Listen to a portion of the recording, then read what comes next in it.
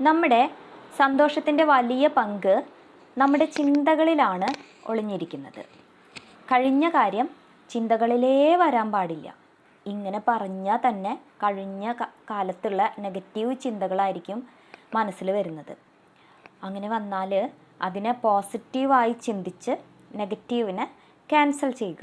അതായത് എന്തെങ്കിലും നെഗറ്റീവായിട്ടുള്ളൊരു ചിന്ത വന്നു കഴിഞ്ഞാൽ ക്യാൻസൽ ക്യാൻസൽ ക്യാൻസൽ എന്നിങ്ങനെ മനസ്സിൽ പറയാം. നമ്മുടെ മനസ്സിനെ ഒന്നിങ്ങനെ ശ്രദ്ധിക്കുക. നമ്മുടെ മനസ്സിനെ ശ്രദ്ധിക്കുന്ന ആ ഒരു രീതിനെയാണ് മെഡിറ്റേഷൻ ചെയ്യുക എന്നൊക്കെ പറയുന്നത്. മറ്റുള്ളവരുടെ ലൈഫുമായിട്ട് നമ്മൾ ഒരിക്കലും നമ്മുടെ ജീവിതത്തെ കമ്പയർ ചെയ്യരുത്. കമ്പയർ ചെയ്യേണ്ട ഒരു അവസ്ഥ മനസ്സിൽ വരും അല്ലേ?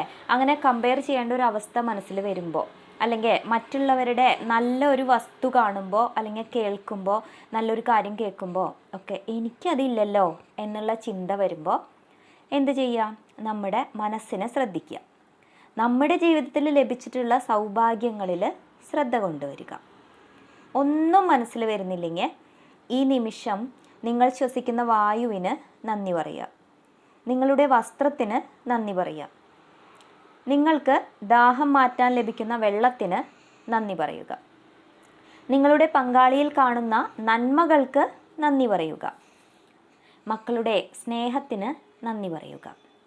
താമസിക്കാനുള്ള വീടിന്, എന്തിന്, വീട്ടുപകരണങ്ങൾക്ക്, നിങ്ങളുടെ ആരോഗ്യാവസ്ഥയിലുള്ള പഞ്ചേന്ദ്രിയങ്ങൾക്ക് നന്ദി പറയുക. യെസ്, നിങ്ങളെത്ര ലക്കിയാണ് അല്ലേ?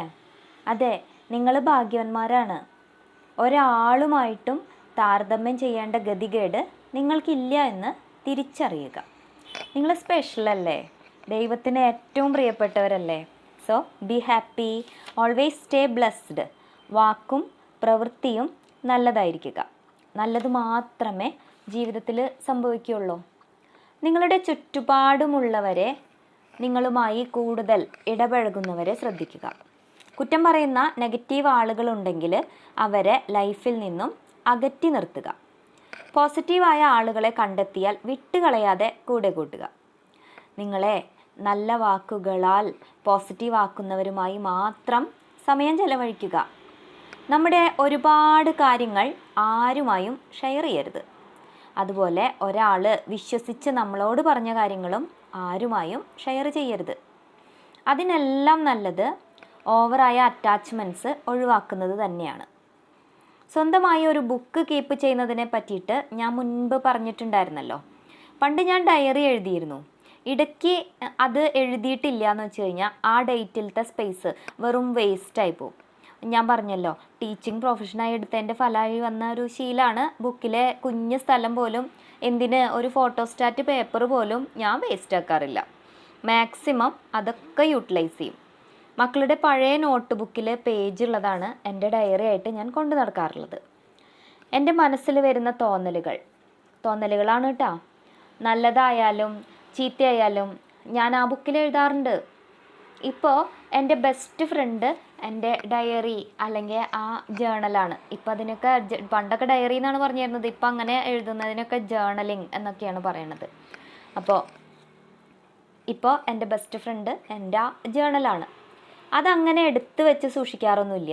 പേജ് കഴിഞ്ഞാൽ ഒന്നുമില്ലെങ്കിൽ കുപ്പിപ്പാട്ട കൊടുക്കുമ്പോൾ ഒപ്പം കൊടുക്കും. അങ്ങനെ വേസ്റ്റ് എടുക്കാനായിട്ട് വരില്ലേ, പ്ലാസ്റ്റിക്കൊക്കെ കൊടുക്കണതിൻ്റെ കൂട്ടത്തിൽ കൂടെ ആ ബുക്ക് അങ്ങോട്ട് കൊടുക്കും. ചില സമയം, അതായത് ചില സമയത്തൊക്കെ എനിക്ക് അത് വേണ്ടാന്ന് തോന്നിയിട്ട് ഞാനത് ഇങ്ങനെ വേസ്റ്റൊക്കെ കത്തിക്കണതിൻ്റെ കൂട്ടത്തിൽ, കടലാസുകളൊക്കെ കത്തിക്കണ കൂട്ടത്തിൽ അത് കത്തിച്ച് കളഞ്ഞിട്ടും ഉണ്ടായിട്ടുണ്ട്. അതൊക്കെ ആരെങ്കിലും വായിച്ചാലോ എന്നെനിക്ക് പേടി തോന്നാറുണ്ടായിരുന്നു. അതായത് മറ്റുള്ളവർ എന്ത് ചിന്തിക്കും എന്നുള്ള ചിന്ത. സത്യത്തിൽ ഇപ്പം അങ്ങനെ ഒരു ചിന്തയേ ഇല്ല. മറ്റുള്ളവർ ഓരോരുത്തർ അവരുടെ സംസ്കാരം അനുസരിച്ചിട്ടല്ലേ ചിന്തിക്കുള്ളൂ. നമ്മളത് കാര്യമാക്കേണ്ടതൊന്നുമില്ല. എനിക്ക് ഞാനായിട്ടിരിക്കണം എന്ന് വെച്ച് കഴിഞ്ഞാൽ എൻ്റെ മനസ്സ് തുറന്ന് സംസാരിക്കാനായിട്ട് ഒരാൾ വേണം. അതും വെറുതെ ഒരാളുണ്ടായ പോരാ, അതും റേഡിയോ പോലെ കേട്ടിരിക്കുന്ന ഒരാൾ. ഇപ്പോൾ ഇന്നത്തെ കാലത്ത് അങ്ങനെയാണല്ലേ, ആരെയും കേൾക്കാനിരിക്കാനുള്ള സമയമില്ല. പലരും ഇപ്പോൾ വീട്ടമ്മമാരാണെങ്കിൽ കൂടിയിട്ട് അവർ പറയുന്നത് കേൾക്കാനായിട്ട് ആളില്ല. അങ്ങനെയൊക്കെ ഇരിക്കുമ്പോഴാണ് ഇങ്ങനൊരു ബുക്ക് നമ്മൾ ഇങ്ങനെ ഡയറി പോലെ വെച്ച് കഴിഞ്ഞാൽ, ജേണലായിട്ട് വെച്ച് കഴിഞ്ഞാൽ നമ്മളതിനെ ഇങ്ങോട്ട് തിരിച്ച് ഒന്നും പറയില്ല, എതിർക്കില്ല, ഒരു സജഷൻസ് പറയില്ല. ഇനിയിപ്പോൾ നമ്മൾ പറഞ്ഞതിൽ എന്തെങ്കിലും തെറ്റുകളുണ്ടെന്ന് വെച്ച് കഴിഞ്ഞാൽ കളിയാക്കി ചിരിക്കില്ല. അങ്ങനെയൊന്നും ചെയ്യാത്ത എൻ്റെ മനസ്സ് കേട്ടിരിക്കുന്ന ഒരാളാണ് എൻ്റെ ജേണൽ. ഞാൻ തന്നെ എൻ്റെ പ്രോബ്ലംസും എൻ്റെ സന്തോഷങ്ങളും സങ്കടങ്ങളും എന്തിന് മണ്ടത്തരങ്ങളും സമയം കിട്ടുമ്പോൾ വീണ്ടും വീണ്ടും വായിച്ചു നോക്കാറുണ്ട്. ശരിക്കും എന്തോ ഒരു മാജിക്ക്, മാന്ത്രികതയാണ് അവിടെ നടക്കുന്നത്. നിങ്ങളും ജേണലിങ് ചെയ്യൂ. നിങ്ങളെ വിലയിരുത്തേണ്ടതും തിരുത്തേണ്ടതും നിങ്ങൾ മാത്രമാണ്.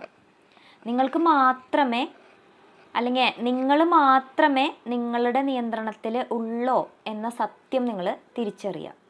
നിങ്ങൾക്ക് നിങ്ങളായിരിക്കാനായിട്ട് ജേണൽ സഹായകരമാണ്. ജേണൽ എഴുതാൻ പ്രത്യേകം സമയമൊന്നും വെക്കേണ്ട ആവശ്യമൊന്നുമില്ല. ഞാൻ ബിസി ആവുന്ന ദിവസങ്ങളിൽ ആ ബുക്കിൻ്റെ കാര്യമേ ഞാൻ ഓർക്കാറില്ല.